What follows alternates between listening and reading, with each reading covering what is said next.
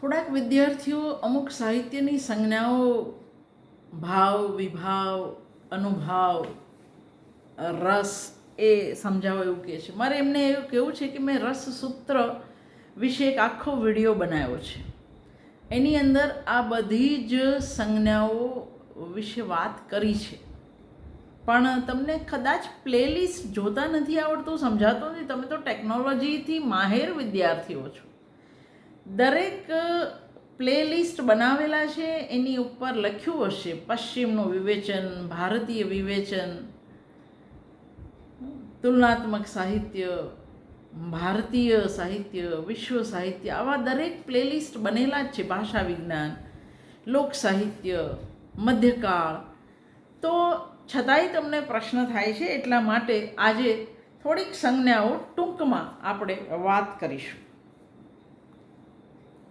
પહેલાં તો રસ એટલે શું? હું અને તમે કશુંક સરસ વાંચીએ છીએ, નાટક જોઈએ છીએ, ફિલ્મ જોઈએ છીએ, તો આપણે એવું કહીએ છીએ કે એ જોવાથી આપણને આનંદ આવ્યો અથવા તો આપણને રસ પડ્યો. આ આનંદ અને રસ સંજ્ઞાઓ આપણે જાણે અજાણે પ્રયોજી લઈએ છીએ. ભારતીય કાવ્યશાસ્ત્રીઓએ કાવ્યની આપણા મન પર જે અસર થાય છે, કાવ્ય એટલે સાહિત્ય માત્ર. દરેક, જેમ અંગ્રેજીમાં પોએટિક શબ્દ છે, એમ ગુજરાતીમાં, સંસ્કૃતમાં કાવ્યશાસ્ત્ર છે. એટલે કાવ્ય એટલે એની અંદર બધું જ આવી જાય, નાટક પણ આવી જાય, કવિતા પણ આવી જાય, બધું જ. જ્યારે આપણે કાવ્યશાસ્ત્ર શબ્દ વાપરીએ છીએ ત્યારે. એટલે ભારતીય કાવ્યશાસ્ત્રીઓએ કાવ્ય નાટકની આપણા મન પર જે અસર થાય છે એ સમજાવવા માટે આનંદને બદલે રસ શબ્દ પસંદ કર્યો છે. અલબત્ત રસમાં આનંદનો અંતર્ભાવ છે જ, કારણ કે કાવ્ય રસ હંમેશા આહ્લાદજનક જ હોય છે. પણ રસ શબ્દ પસંદ કરવાનું કારણ એ કે એના કારણે એના વડે એક જાતની આસ્વાદની પ્રક્રિયા સૂચવાય છે. ભોજનના આનંદને પણ આપણે રસ કહીએ છીએ, તે કદાચ આ જ કારણે. આપણે શેક્સપિયરનો ઓથેલો વાંચીએ કે કાલિદાસનું શાકુંતલ વાંચીએ, આપણે રસ પડ્યો એમ કહીએ છીએ.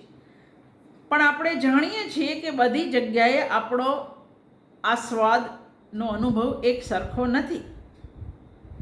જે રીતે ભોજનની અંદર ષડરસ, 6 રસ કલ્પવામાં આવ્યા છે, એ જ રીતે કાવ્યશાસ્ત્રીઓ કાવ્ય રસના કરુણ, શૃંગાર, વીર એમ 8 રસની કલ્પના કરે છે.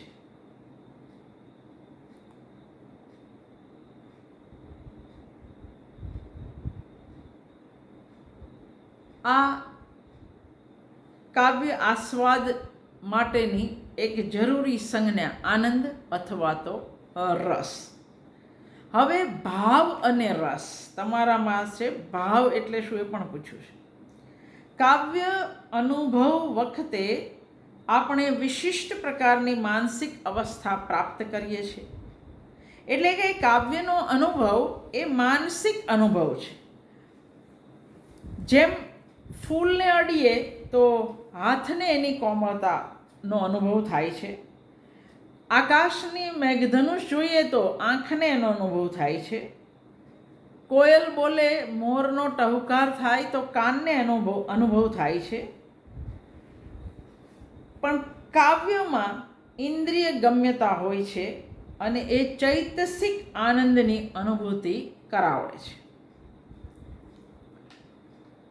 મનની અવસ્થાઓ ભિન્ન ભિન્ન પ્રસંગે અનેકવિધ જ નહીં, અનંત હોય, છતાં વ્યાપક દ્રષ્ટિએ એ ભિન્ન અવસ્થાઓને જુદી જુદી સંજ્ઞાથી ઓળખી શકીએ. સુખ, દુઃખ, શોક, પ્રીતિ, વેર, દ્વેષ, ઉત્સાહ આદિ માનસિક અવસ્થાઓ છે. આ માનસિક અવસ્થાઓને ચિત્તવૃત્તિ અથવા ભાવ પણ કહે છે. એટલે એમ કહી શકાય કે ભિન્ન ભિન્ન પ્રસંગે આપણું મન ભિન્ન ભિન્ન ભાવ અનુભવે છે. કાવ્યના આસ્વાદમાં પણ આ જાતના ભાવાનુભાવ ઉપાદાન રૂપે હોય છે. ભાવના આસ્વાદમાં જે ફેર પડે છે એનું કારણ શું એ પછી વિચારીએ. અત્યારે આપણે એટલું યાદ રાખીએ કે કાવ્યમાં મન વિવિધ ભાવદશા પ્રાપ્ત કરે છે. આ ભાવો લૌકિક સ્થૂળતાથી મુક્ત હોય છે, હંમેશા આસ્વાદ્ય હોય છે. આમ કાવ્ય જગતના સંપર્કે ભાવનું વિશિષ્ટ પ્રકારનું આસ્વાદન એ જ રસ. ફરી એકવાર, કાવ્ય જગતના સંપર્કથી ભાવનું વિશિષ્ટ પ્રકારનું આસ્વાદન એ જ રસ. કાવ્યગત પાત્રો કે નાટકની વાત છે. નટના ભાવ હંમેશા ક્રિયા દ્વારા વ્યક્ત થાય, કાર્ય. એ બધા ભાવ ઇન્દ્રિય ભોગ્ય છે, અમુક વિષય કે વિશિષ્ટ વ્યક્તિને અનુલક્ષીને જ થયેલા હોય છે. રતિનો અનુભવ કરનાર દુષ્યંત શકુંતલા પ્રત્યે પોતાનો પ્રેમ ઉક્તિ, ઇંગિત એટલે કે ચેષ્ટા દ્વારા વ્યક્ત કરવા મથે છે અને શકુંતલાને પ્રાપ્ત કરી સંતોષ અનુભવે છે.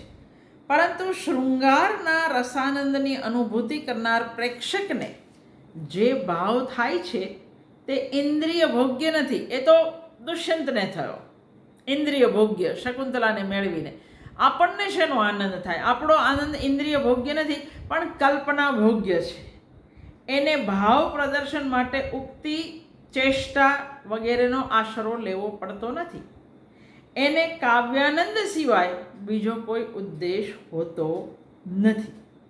તો આ તમારો રસ અને ભાવ.